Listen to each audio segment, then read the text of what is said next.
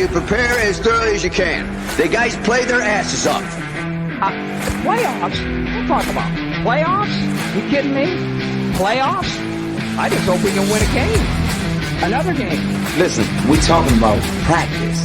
Not a game, not a game, not a game. We're talking about practice. That you probably won't say it again. I bet I do. Okay. Chris? If you want to crown them, then crown their ass. If they are who we thought they were, when we let them off the hook.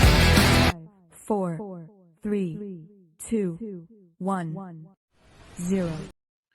Gather around, Skull brothers and sisters. This is Skull Rants, brought to you by Minnesota Sports Talk. I'm your host, Dave. You can find me on Twitter, TikTok, and Facebook at Skull World. Make sure you subscribe, like, leave a comment. Let's go. Let's go. We got to win. We won 12-7, okay? We won 12-7. Out of the blue, we have new heroes. You know, our new kicker who's replacing Will Reichard. We got a new long snapper. We got even our punter. Those three guys on offense got game balls. Nobody else did. Everybody went. Kevin O'Connell went Oprah on the defense and gave everybody a ball. Everybody gets a ball today because it was probably the most dominating defense performance. Even though we gave up a touchdown, but overall, probably one of the more dominant defensive performances we've given. But let's go straight to the team statistics. Again, a second week in a row where we dominated, but not on the scoreboard. All because of one player, and we'll talk about him, and it's in my thumbnail. First downs, 28-10. Oh my gosh. Third down efficiency, this was a little weak this week. It was 5 for 14, 1 for 1 for fourth downs. But 82 total plays. Now, in my pregame, I talked about how the Vikings would have long drives to start the game. We had like 182 yards at halftime.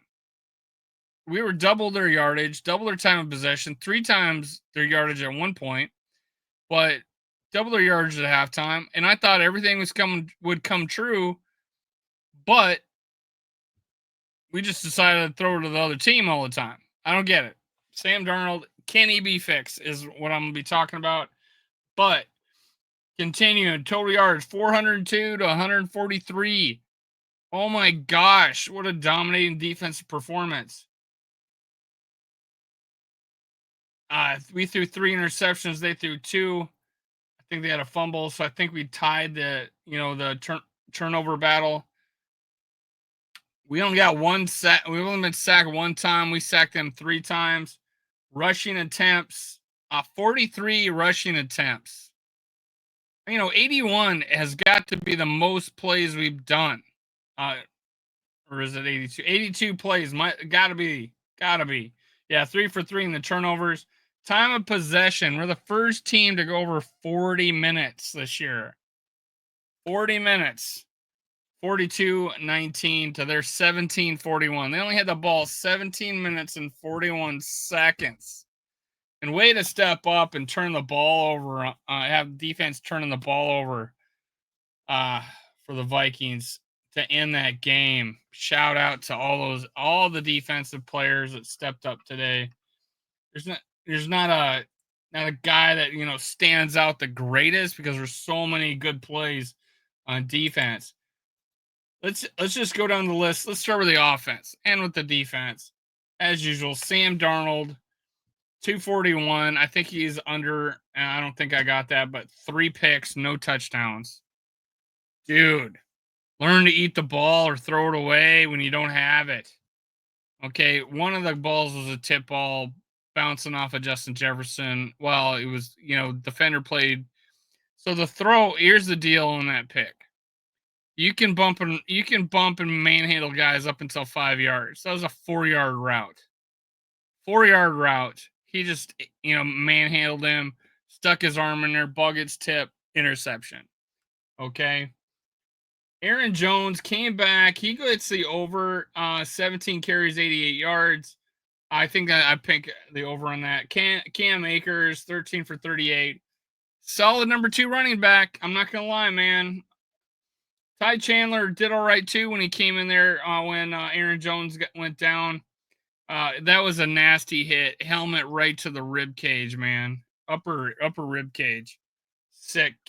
So 233 yards team passing, 169 yards team rushing. Pretty good. Pretty good. We haven't really broke a long run in a while. And I kind of called that Aaron Jones would, but that hasn't really come to fruition yet. But the guy that stood out to me, I thought who should have got a game ball if anybody did on the offense was TJ Hawkinson. 8 receptions, 72 yards. How many first downs did he catch? Great performance. Josh Oliver getting work, man. 4 catches for 52 yards with an amazing one-handed catch that got reviewed and got overturned to where it was a catch. Jordan Addison, 2 catches for 25 yards, man. But Justin Jefferson, 5 catches for 48 yards. Sam Darnold forcing it to him a little bit today again. Aaron Jones, 2 catches for 13 yards. Trent Sherfield, 1 for 11. Jalen Naylor, 1 for 11. Cam Akers, 1 for 9. A lot of people involved, but shout out to the usage of the tight ends this game. Sam Darnold leaned on him heavily. I like the output. I like the play calling. There's really only a couple play calls. I was a little like a reverse when we're in the red zone. Let's move the chains, guys. Let's move the chains. It's a short field, man. They're trying to attack, and you're going to run reverses deep into other team's territory. Harrison Phillips jumping on that ball to recover a fumble was huge. It kept momentum in our favor. A guy that came out and played very well off of being injured is Blake Cashman. He got a sack. He got that late face mask penalty, which would have been a sack. But they got a 15-yard penalty and extended the drive. I think that drive ended in a turnover too. But Blake Cashman looked great. Ivan Pace Jr., he's all right. Stephon Gilmore, really all the cornerbacks and safeties looked really good today. Jonathan Greener, good as usual. Another guy that looked great was Andrew Van Ginkel, 2 tackles for losses and a sack. He early didn't go helmet to helmet, didn't get a penalty, but tried to strip the ball, but he had it right in here. So he didn't knock it out. Cam Robinson got a tackle and a penalty, playing his old team. Byron Murphy getting the pick, man. That's 3 in a row for Byron Murphy. I don't know how many times I see people talk shit about him, but he seems to be around the ball. He should have a lot of picks this year, but he dropped a couple. So again, he's around the ball. He's just around the ball. Now I hate the way he tackles, but shout out to this defense. How many plays did we hold these guys to? Let's go back to team stats. 43 plays. We had more plays in their territory than they had plays all game. Believe it or not. More plays in their territory than they had plays all game. That's pretty incredible. Now let's talk about this. Is Sam Darnold fixable? There's a precedent. I think it was October during the Rams Super Bowl run. It was either October or November. I think it was November, where they had a bye. They lost 3 games, and they had a lot of turnovers. Matthew Stafford had 17 picks that year. Had a lot of turnovers in 1 month. They had a bye and they lost 3 games. Who does that and late in the year and then ends up going and winning the Super Bowl? And I think it was November. That's where we're at with Sam Darnold. It's history repeating themselves.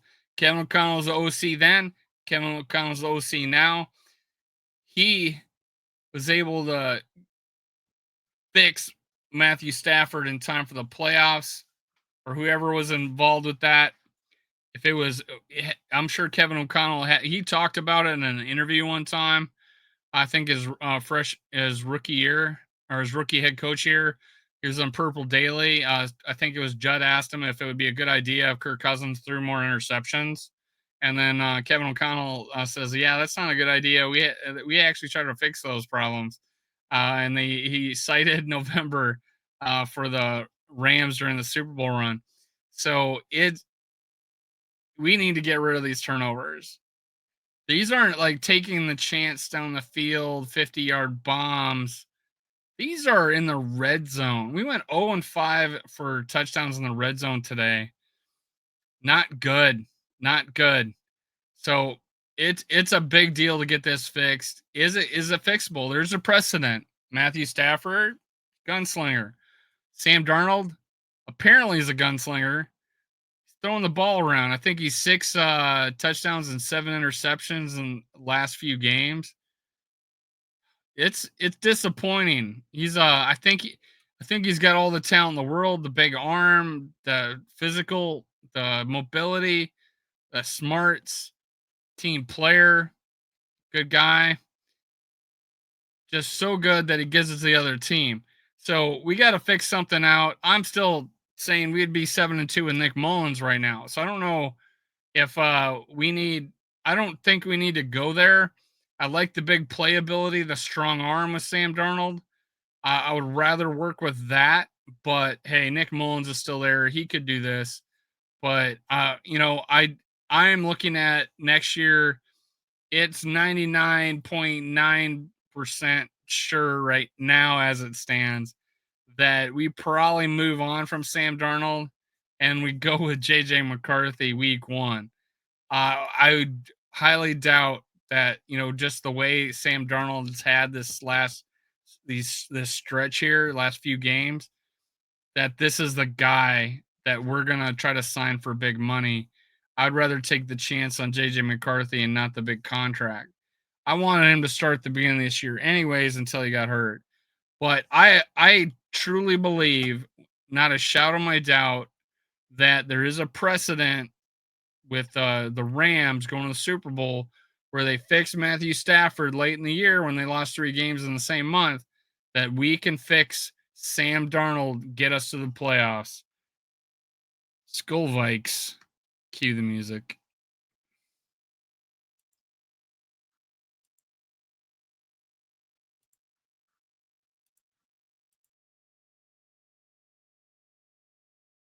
You prepare as thoroughly as you can. The guys play their asses off.